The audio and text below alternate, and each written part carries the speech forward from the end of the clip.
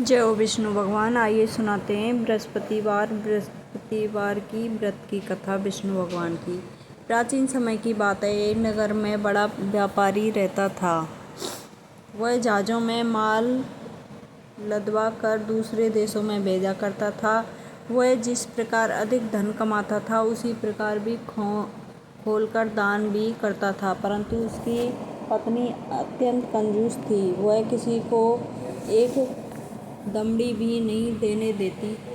एक बार सेठ जब दूसरे देश व्यापार करने गया तो पीछे से बृहस्पति देव ने साधु वेश में उसकी पत्नी से भिक्षा मांगी। व्यापारी की पत्नी बृहस्पति देव से बोली, हे साधु महाराज, मैं इस दान पुण्य से तंग आ गई हूँ।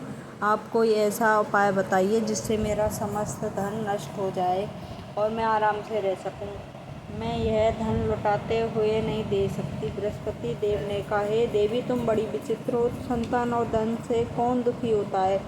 अगर अधिक धन है तो इसे शुभ कार्य में लगवाओ, कुंवारी कन्याओं का विवाह कराओ, विद्यालय और बाग बगीचों का निर्माण कराओ। ऐसे पूर्ण कार्य करने से तुम्हारा लोक परलोक सामर्थ्य हो सकता है। परंतु साधु की इन बातों से व्यापारी की पत्नी को खुशी नहीं हुई। उसने कहा, मुझे ऐसे धन की आवश्यकता नहीं है जिसे मैं दान दूं। तब बृहस्पति देव बोले, यदि तुम्हारी ऐसी इच्छा है तो तुम एक उपाय करना। 7 बृहस्पतिवार घर को गोबर से लीपना, अपने केसों को पीली मिट्टी से धोना, केसों को धोते समय स्नान करना, व्यापारी से हजामत कराने को कहना, भोजन में मांस मदिरा खाना, कपड़े अपने घर धोना। ऐसा करने से तुम्हारा समस्त धन नष्ट हो जाएगा। इतना कहकर बृहस्पति देव अंतर्ध्यान हो गए। व्यापारी की पत्नी ने बृहस्पति देव के कहे अनुसार 7 बृहस्पतिवार वैसे ही अपने निश्चय किया। केवल 3 बृहस्पतिवार बीते थे कि उसके सारा समस्त धन नष्ट हो गया और वह परलोक सिधार गई। जब व्यापारी वापस आया तो उसने देखा कि उसका सब कुछ नष्ट हो चुका है। उस व्यापारी ने अपनी पुत्री को सावधानता दी और दूसरे नगर में जाकर बस गया। वहाँ वह जंगल से लकड़ी काट कर लाता और शहर में बेचता। इस तरह वह अपनी जीवन व्यतीत करने लगा। एक दिन उसकी पुत्री ने दही खाने की इच्छा प्रकट की, लेकिन व्यापारी के पास दही खरीदने के लिए पैसे नहीं थे। वह अपनी पुत्री को आश्वासन लेकर जंगल में लकड़ी काटने चला गया। वहाँ एक वृक्ष के नीचे बैठकर अपनी पूर्व दशा पर विचार करने पर रोने लगा। उस दिन बृहस्पतिवार था। तभी वहाँ बृहस्पति देव साधु के रूप में सेठ के पास आए और बोले, हे मनुष्य, तू इस जंगल में किस चिंता में बैठा है? तब व्यापारी बोला, हे महाराज, आप सब कुछ जानते हैं। इतना कहकर व्यापारी अपनी कहानी सुनाकर रो पड़ा। बृहस्पति देव बोले, देखो बेटा, तुम्हारी पत्नी ने बृहस्पति देव का अपमान किया था, इस कारण वह तुम्हारा यह हाल हुआ है। लेकिन अब तुम किसी प्रकार की चिंता मत करो। तुम गुरुवार के दिन बृहस्पति देव का पाठ करो। 2 पैसे के चने और गुड़ को लेकर जल में लोटा लेकर शक्कर डालकर वह अमृत प्रसाद अपने परिवार के सदस्य कथा सुनने वालों में बांट दो। स्वयं भी प्रसाद चरणामृत लो। भगवान तुम्हारा अवश्य कल्याण करेंगे। साधु की बात सुनकर व्यापारी बोला, महाराज, मुझे तो इतना भी नहीं बचता कि मैं अपनी पुत्री को दही ला कर दे सकूं। इस पर साधु जी बोले, तुम लकड़ियां शहर में बेचने जाना। तुम्हें लकड़ियों के दाम पहले से दोगुने मिलेंगे, जिससे तुम्हारा सारा कार्य सिद्ध हो जाएगा। लकड़हारे ने लकड़ियाँ काटी और शहर में बेचने के लिए चल पड़ा। उसकी लकड़ियाँ अच्छे दाम में बिक गईं, जिससे उसने अपनी पुत्री के लिए दही लिया और गुरुवार की कथा हेतु चना गुड़ लेकर कथा की और प्रसाद बांटकर स्वयं भी खाया। उसी दिन से उसकी सभी कठिनाइयाँ दूर होने लगी। परंतु अगले बृहस्पति को वह कथा करना भूल गया।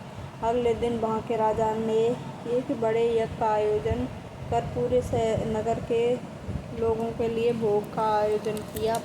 राजा की आज्ञा अनुसार पूरा नगर राजा के महल में भोज करने गया, लेकिन व्यापारी व उसकी पुत्री तनिक विलम्ब से पहुँचे।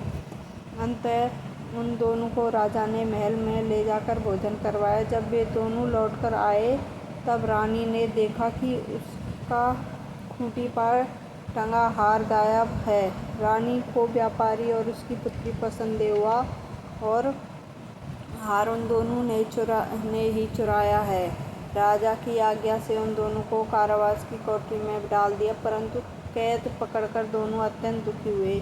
वहाँ उन्होंने बृहस्पति देव का स्मरण किया। बृहस्पति देव ने प्रकट होकर व्यापारी को उसकी भूल की अभ्यास कराया। उन्हें सलाह दी कि गुरुवार के दिन कैद खाने के दरवाजे पर तुम्हें 2 पैसे मिलेंगे, उससे तुम चने और मुनक्का मंगवाकर विधि पूर्वक बृहस्पति देवता का पूजन करना, तुम्हारे सब दुख दूर हो जाएंगे। बृहस्पतिवार को कैद खाने के द्वार पर उन्हें 2 पैसे मिले। बाहर सड़क पर एक स्त्री जा रही थी। व्यापारी ने उसे बुलाकर गुड़ और चने लाने को कहा। इस पर वह स्त्री बोली, मैं अपनी बहू के लिए गहने लेने जा रही हूँ, मेरे पास इतना समय नहीं है। इतना कहकर वो चली गई। थोड़ी देर बाद वहाँ से एक और स्त्री निकली। व्यापारी ने उसे बुलाकर कहा कि ये बहन, मुझे बृहस्पतिवार की कथा करनी है, तुम मुझे 2 पैसे का गुड़ और चना लाकर दे दो। बृहस्पति देव का नाम सुनकर वह स्त्री बोली, भाई मैं तुम्हें अभी गुड़ चना लाकर देती हूँ। मेरा इकलौता पुत्र मर गया है, मैं उसके लिए कफन लेने जा रही हूँ, लेकिन मैं पहले तुम्हारा काम करूँगी, उसके बाद अपने पुत्र के लिए कफन लाऊंगी। वह स्त्री बाजार से व्यापारी के लिए गुड़ चना ले आई। स्वयं भी बृहस्पति देव की कथा सुनी। कथा के समाप्त होने पर वह स्त्री कफन लेकर अपने घर गई। घर पर लोग उसके पुत्र की लाश को राम नाम सत्य है कहते हुए शमशान ले जाने की तैयारी कर रहे थे। स्त्री बोली, मुझे अपने लड़के का मुख देख लेने दो। अपने पुत्र का मुख देखकर उस स्त्री ने उसके मुंह में प्रसाद और चरणामृत डाला। प्रसाद और चरणामृत के प्रभाव से वह पुनः जीवित हो गया। पहली स्त्री ने बृहस्पतिवार का निरादर किया था। वह अपने पुत्र के लिए विवाह हेतु पुत्र वधू के लिए गहने लेकर लौटी और जैसे ही उसका पुत्र घोड़ी पर बैठकर निकला, वैसे ही घोड़ी से छलांग मारी कि वह घोड़ी से गिरकर मर गया। यह देखकर स्त्री रो रोकर बृहस्पति देव से क्षमा याचना करने लगी। उसी स्त्री की याचना से बृहस्पति देव साधु वेश में वहाँ पहुंचकर कहने लगे, देवी तुम्हें अधिक विलाप करने की आवश्यकता नहीं है।